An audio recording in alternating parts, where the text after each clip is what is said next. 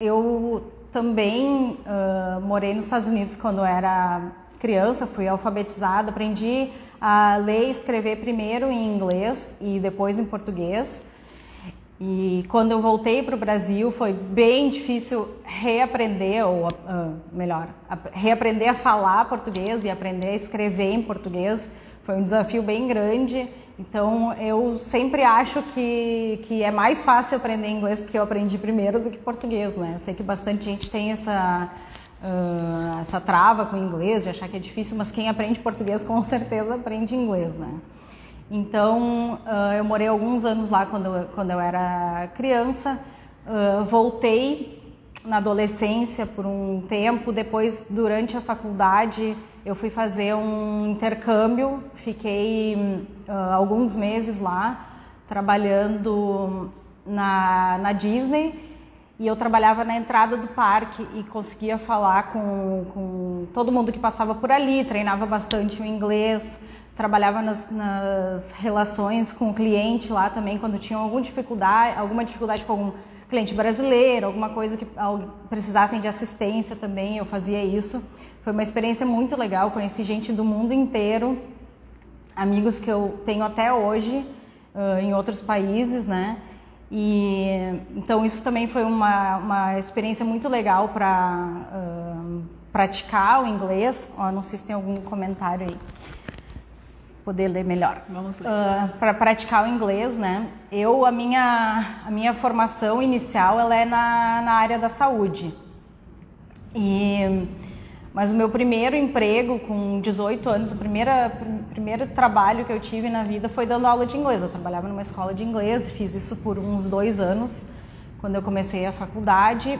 E eu dava aula eu não dava aula para crianças, a escola que eu trabalhava tinha turmas de adolescentes e adultos, então eu trabalhei com esses 2 públicos também. E confesso que eu me divertia bastante com os adolescentes. Na época eu tinha 18, 19 anos e era bem divertido, assim, os adolescentes de 14, 13 anos, assim, era bem legal.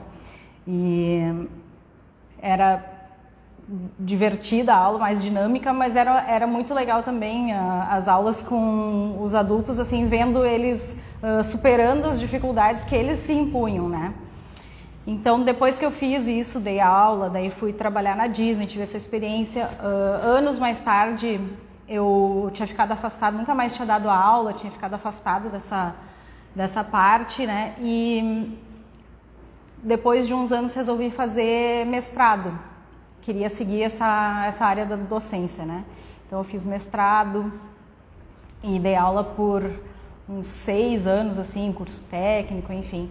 E fazendo o mestrado eu voltei a ter contato com alunos, voltei a dar aula, dava aula prática na minha área, dava aula teórica, e é uma coisa que eu realmente gosto de fazer, né? E aí, depois disso, eu tive a oportunidade de voltar a morar nos Estados Unidos durante o doutorado. Eu fui fazer um doutorado sanduíche e fiquei 6 meses na Flórida estudando. Explica o que é isso, porque tem gente que não sabe. Doutorado sanduíche? Ah, tá. Não, então, doutorado sanduíche, tu faz uma parte no Brasil, uma parte fora, em algum lugar, e depois volta. Ele é sanduíche porque são o começo e o fim tu faz no Brasil, né? Então, eu fui fazer doutorado de sanduíche, fiz na Universidade da Flórida, e foi uma experiência excelente também. Eu fiquei 6 meses lá, morando lá, e imersão total, né, no inglês também. Então, é sempre mais uma oportunidade de praticar, de manter a fluência, de também conhecer mais da cultura sempre, né, do lugar. E daí, depois que eu voltei de lá, passei 6 meses, terminei o doutorado, segui a vida, e o meu trabalho na época, ele permitia que eu trabalhasse de qualquer lugar.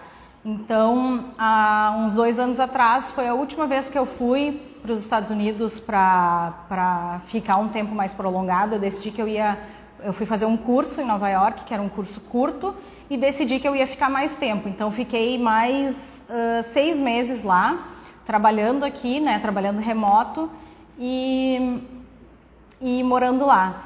E era uma cultura é uma cultura muito diferente da Flórida, que foi onde eu tive minhas outras experiências, assim, mais prolongadas. A cultura é bem diferente. Lá tem gente do mundo inteiro, né? Na Flórida a população é um pouco mais latina e, né, os americanos. E em Nova York realmente tem gente do mundo inteiro ali, né? A cultura é bem diferente. Então essa foi a última vivência, assim, maior que eu tive.